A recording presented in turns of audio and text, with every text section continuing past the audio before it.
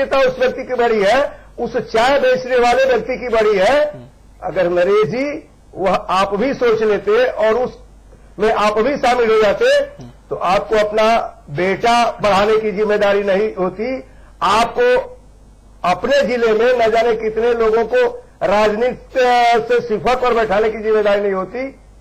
यह स्थिति केवल आप जैसे लोगों के कारण है, जो श्रीमान नरेंद्र मोदी जैसे व्यक्ति को, जिसको भारत की जनता कंधे पर नहीं अपने सर पर बिठाना, अपने पलकों पर बिठाना चाहती है, उसके ऊपर टिप्पणी करके पूरे गरीबों की गरीबी पर आपने टिप्पणी किया। ठीक है शुक्ला जी, पूरे संघर्ष करने वाले लोगों की टिप्पणी मैं अगले मुझे लगता है कि मैं विनम्रतापूर्वक नरेश जी से या उन जैसे अनेक लोगों से जो बड़े ही जल्दी से टिप्पणी कर देना चाहते हैं, ये कहना चाहूंगा कि इस प्रकार की टिप्पणी भारतीय राजनीति में उचित नहीं है। जो नरसिंह राव जी ने कहा था वही उचित है। मैं इस अगले वक्त अपने मेहमान के पास जब हमारे साथी अनुज जाएंगे, उससे पहले एक बात जरूर कहूंगा, मैं इस बहस को नरेंद्र मोदी जी पर फोकस नहीं करना चाहता। मैं सिर्फ एक संदर्भ लेके आया कि क्या भारत में गरीब होना गुनाह है? क्या भारत में राजनीति वही लोग करेंगे जो संपन्न होंगे? तो टाटा, बिरला और अंबानी को प्रधानमंत्री हो जाना चाहिए था। फिर गरीब घर का बेटा लाल बहादुर शास्त्री कैसे देश का प्रधानमंत्री होता? राजेंद्र प्रसाद कैसे राष्ट्रपति होते? सैफई में सुवर सिंह के घर जन्मा मुलायम सिंह कैसे मुख्यमंत्री और रक्षा मंत्री होता? और अतरौली में एक निहायत गरीब परिवार में जन्मा कल्याण सिंह कैसे 3 बार मुख्यमंत्री होता? और प्रभु दयाल के घर बेटी के रूप में जन्मी बादलपुर में मायावती देश के सबसे बड़े सूबे की 4 बार मुख्यमंत्री कैसे होती? अगर नरेश अग्रवाल की सोच प्रिवेल करेगी इस देश में, मैं सब पार्टियों के लिए बात कह रहा हूं, ये जागने का समय है। क्या गरीबी अभिशाप है? कोई रुकावट है आपके लिए? आदमी अपने चरित्र से जनता में नेतृत्व करता है, गरीबी और अमीरी से नहीं। बिल्कुल बिल्कुल। संघप्रिय गौतम जी के पास चलेंगे। गौतम जी, लंबा चौड़ा करियर है इनका राजनीति में और अच्छी खासी उम्र भी हो गई। गौतम जी, आपने अपने पूरे राजनीतिक करियर की अगर आपकी बात करें, सफर की बात करें, तो अब तक किस किस तरह के, अगर हम आपको बताते हैं नरेश अग्रवाल ने क्या कुछ कहा। उन्होंने कहा चाय बेचने वाले की सोच राष्ट्रीय स्तर की कैसे हो सकती है। नरेंद्र मोदी पर उन्होंने निशाना साधा और इस भाषा का इस्तेमाल किया। आपकी प्रतिक्रिया? देखिए, भाषा पर नियंत्रण होना चाहिए। भाषा तो ठीक है ही नहीं, भाव भी ठीक नहीं है। नरेंद्र मोदी जी और हम साथ साथ बहुत दिन रहे। नरेंद्र मोदी जी समग्र क्रांति के प्रोडक्ट हैं। जयप्रकाश नारायण जी ने 74 में की थी और वो भी गुजरात से। नरेंद्र मोदी उस समग्र क्रांति में सम्मिलित थे। इसके बाद नरेंद्र मोदी जब श्री मुरली मनोहर जोशी ने भारत यात्रा की लाल चौक पर झंडा फहराने के लिए, तो सारे देश में उनके साथ मुख्य वाचक थे। नरेंद्र मोदी ने क्या किया वो तो हम जानते हैं गौतम जी, लेकिन हम आपसे समझना चाहते हैं कि आखिर राजनीति में हो क्या रहा है। जिसके मन में जो आ रहा है वो बोले दे रहा है। अब ऐसा है, किसी की जुबान पर लगाम तो है नहीं और उसका नुकसान ही उन्हें होता है। हमें पार्लियामेंट का अनुभव है, लेकिन मोदी जी के बारे में 2-3 बातें आप नहीं जानते, वो मुझे बताना जरूरी है। जब लाल कृष्ण आडवाणी जी पहली बार भारतीय जनता पार्टी के अध्यक्ष बने, तो मैं और मोदी जी उनके साथ पूरे समय सचिव थे, राष्ट्रीय सचिव। जब कुशाभाऊ ठाकरे राष्ट्रीय अध्यक्ष बने भारतीय जनता पार्टी के साथ, तब मैं और नरेंद्र मोदी जी उनके साथ महासचिव। गौतम जी, जो आप बता रहे हैं वो सही है। हमारी आज की बहस नरेंद्र मोदी के बायोडेटा पर नहीं है। हमारी आज की बहस सिर्फ सीमित है, एक ही स्पेसिफिक मुद्दा है कि क्या गरीबी इस देश में है, क्या गरीबी इस देश में इस बात को प्रतिबंधित करती है कि आप नेतृत्व नहीं कर सकते। एक सेकंड गौतम साहब, हिलाल नकवी जी के पास जाऊंगा एक बात कहकर। नहीं, आप गौतम जी एक मिनट। इस देश में गांधी के बराबर जिसकी मान्यता, जिसने इस देश के करोड़ों करोड़ लोगों को अनुप्राणित किया, जीवन दिया, सम्मान पूर्वक जीने का अधिकार दिया, वो बाबा साहब अंबेडकर गरीबी में पला, लोगों के दान से शिक्षा मिली, उसका योगदान किसी रईस से कम है क्या? कोई सारे रईस मिलके भी पानी भरेंगे बाबा साहब अंबेडकर के योगदान के सामने?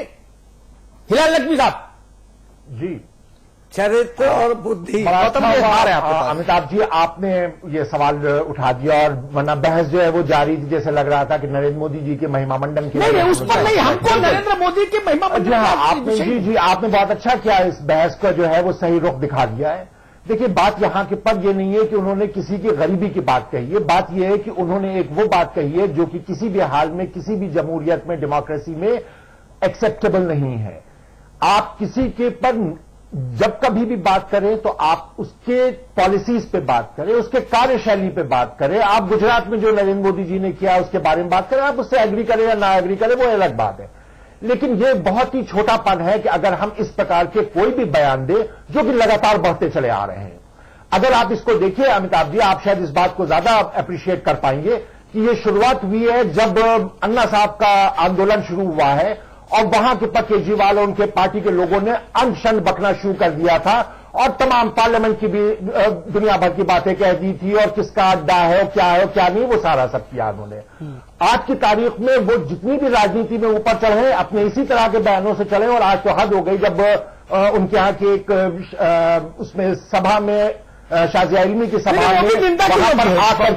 वहां पर आकर के उन्होंने किस तरह से बदतमीजी की है, वो जो है वो निश्चित रूप से निंदनीय है और हमको यहां पर बैठ करके उसकी निंदा करनी चाहिए। मैंने लक्ष्मी जी उसकी निंदा की, वो अभद्रता है, वो अभद्रता है, अशिष्टता है। और ये भी जो नरेश अग्रवाल जी ने कहा है वो भी अभद्रता की ही श्रेणी में आता है, उससे कम नहीं है ये। उसमें शब्द हो सकता है वहां पे गालियों का इस्तेमाल किया गया हो, यहां की उन गालियों का इस्तेमाल न किया गया हो।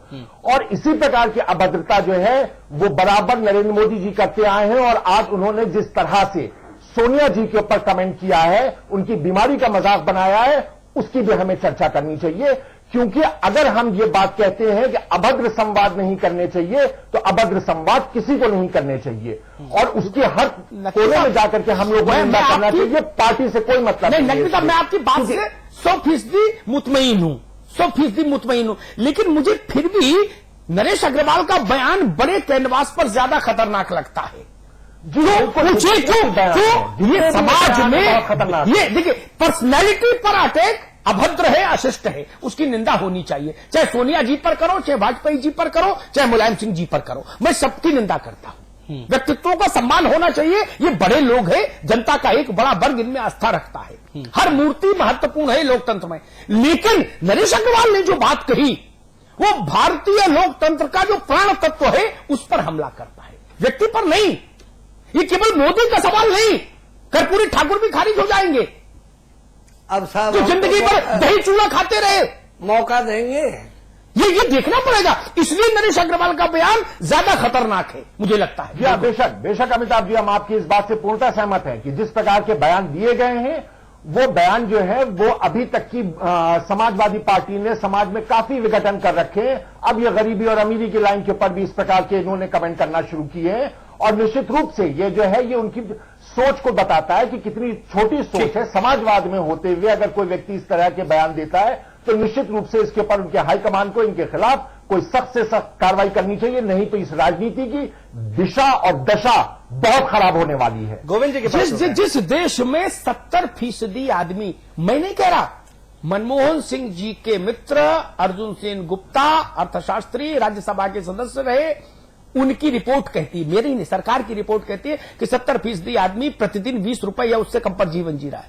उस देश की राजनीति पर यह टिप्पणी होगी? इस देश में अमीर कितने हैं? 85% संपदा 2% लोगों के हाथ में है। इस देश में 85% संपदा 2% लोगों के हाथ में। 98% लोग इस मुल्क के 15% संपदा में गुजारा कर रहे हैं। वहां नरेश अग्रवाल बताएंगे कि कौन राजनीति करे और कौन नहीं करे। गोविंद पंत जी देखिए, गोविंद जी के पास चलते हैं, गोविंद जी के पास चलते हैं। गौतम जी आते हैं आपके पास। अरे भैया, आपने तो एक तो हम उसमें हो गए दिले जाम में। कोई बात नहीं, आपके पास आएंगे, बहुत समय है, बहुत समय है। नहीं तो आप हमको भी तो पूछो। हाँ, अरे गौतम जी आपके पास पहले बोलना है तो फिर हमें क्यों बुलाते हो? चलिए, एसपी यादव जी हमारे साथ जुड़ चुके हैं, राज्य मंत्री हैं। एसपी यादव जी, स्वागत है समाचार प्लस पर। धन्यवाद। यादव जी, ये नरेश अग्रवाल जी को क्या हो गया, एक के बाद एक बड़े बड़े बयान दे रहे हैं और बवाल मचा हुआ है उनके बयान पर। जी देखिए, ऐसा है जी, अब किन परिस्थितियों में वो बोल दिया, लेकिन ये बात ये है ना कि इसे बयानबाजी इस समय जो हो रही है, जैसे शुरुआत ये नरेंद्र मोदी जी ने जिस तरीके से उन्होंने, जैसे वहां पर जो रैली हुई इनकी बहराइच में, वहां पर बहुत ही मतलब एक ऐसे स्तर के नेता जो जिनको prime minister in waiting BJP ने बनाया है, हाँ, जो कभी सपना पूरा नहीं होगा। हाँ, लेकिन उन्होंने जिस तरीके से लायन सफारी के बारे में कहा कि साहब वो हमसे मुख्यमंत्री ने शेर मांगा और हमने ये दिया वो दिया, गाय मांगती तो मैं देता। अच्छा, तो नरेंद्र मोदी अगर ये बयान देंगे तो आप उससे बड़ा बयान देंगे, रिएक्शन होता है इसमें। नहीं यादव जी, गाय और शेर की बात में तो कोई रिएक्शन की बात नहीं आती, इसमें काय की रिएक्शन हो गया भाई? न गाय का अपमान हुआ, न शेर का अपमान हुआ, भोंडापन इसमें कहीं दिखाई नहीं दिया। देखिए उसके अंदर स्पष्ट रूप से जाति दिखाई देती है, उन्होंने जाति सूचक शब्द का इस्तेमाल किया है। देखिए, आप ये बात बिल्कुल नहीं कह सकते दो अपमान नहीं हुआ है, गाय का क्या मतलब हुआ?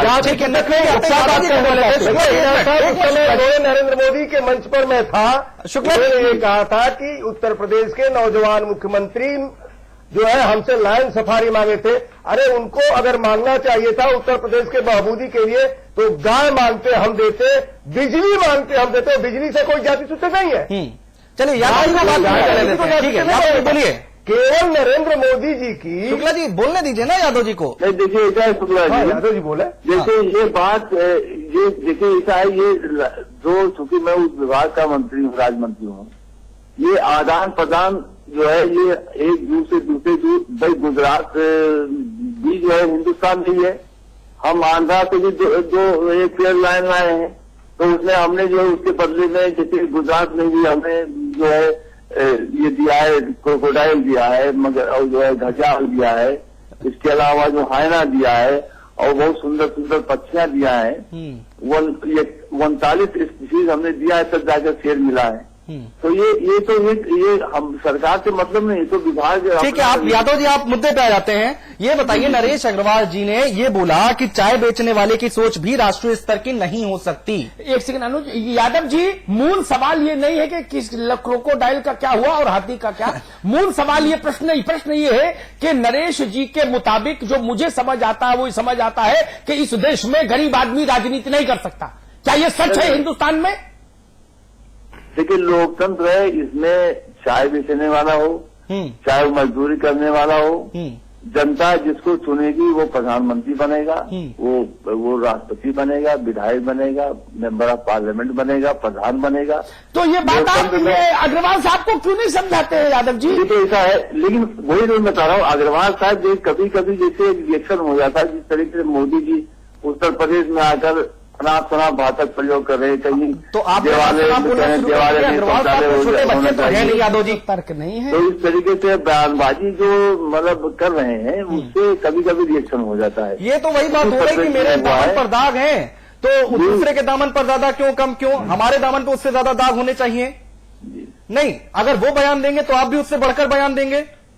नहीं, ये बयान वही तो मैं बता रहा हूँ कि इसे, और जहां तक सवाल है पार्टी का, इससे कोई, हमारे नेताजी तो पूरे गरीब मतलब साधारण परिवार से होकर और जो है यहाँ तक पहुंचे, अग्रवाल साहब को समझाइए संघर्ष करके, और जो है तो इसमें कोई वो नहीं है कंट्रोवर्सी, और न पार्टी का, ये पार्टी का लाइन ऑफ एक्शन है।